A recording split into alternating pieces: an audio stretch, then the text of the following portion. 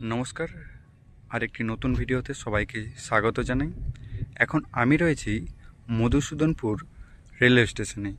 এই মধুসূদনপুর হুগলি জেলার মধ্যে অবস্থিত এবং এই স্টেশনটি হাওড়া বর্ধমান কল লাইনে পড়ে এবং এই স্টেশনটি খুব সুন্দরতম এবং একটি ছোট্ট রেলওয়ে স্টেশন।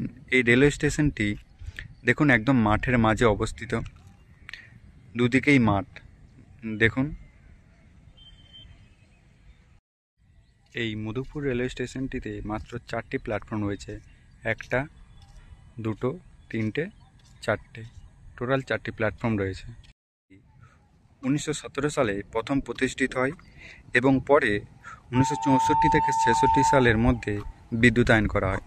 তবে চলুন আমরা মধুসূদনপুর রেলওয়ে স্টেশনটির একটু ঘুরে দেখি।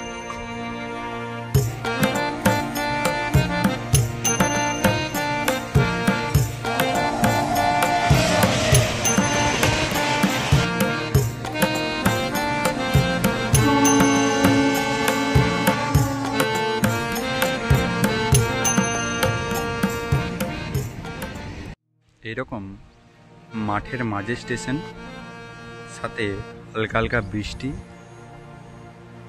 অসাধারণ দেখতে লাগে। হয়তো ক্যামেরায় বোঝা যাচ্ছে না সেই রকম, কিন্তু অসাধারণ লাগে। দিনের বেলা এই স্টেশনটি কেমন লাগে সেইটা আপনাদেরকে দেখালাম। এবার এই স্টেশনটি রাতের বেলা কেমন লাগে সেইটা আপনাদেরকে দেখাবো। চলুন।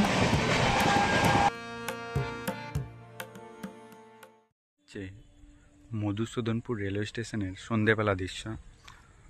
হাতে গোনা মাত্র 10 থেকে 15 জন রয়েছে, বা তারও কম বললেই চলে। এবং দূর থেকে ভেসে আসছে পাখির আওয়াজ, কিচিরমিচির কিচিরমিচির শব্দ। একদম শান্তশিষ্ট, অসাধারণ দেখতে লাগছে সন্ধেবেলা।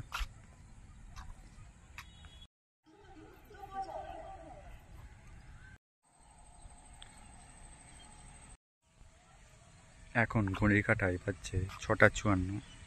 এই হচ্ছে মধুসূদনপুর রেলওয়ে স্টেশনের সন্ধেবেলা দৃশ্য। দেখুন পুরো খালি খালি।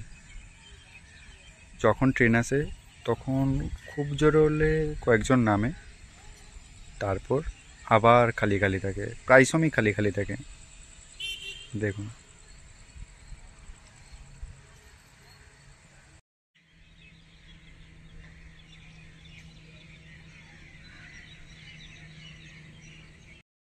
মধুসূদনপুর রেলওয়ে স্টেশনের ওয়াশরুম বা টয়লেট।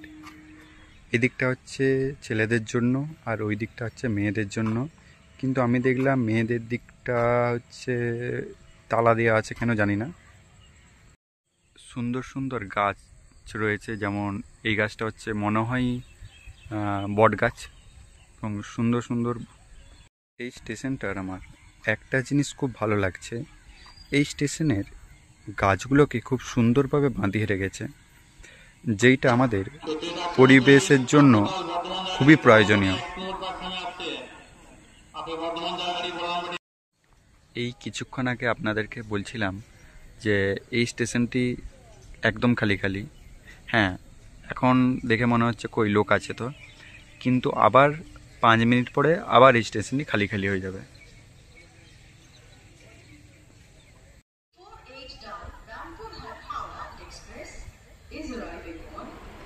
এবারে আপনাদেরকে দেখানোর চেষ্টা করব এই মধুসূদনপুর রেলওয়ে স্টেশনে রাতের বেলা এক্সপ্রেস ট্রেনগুলো কীভাবে ক্রস করে এবং কেমন গতিতে।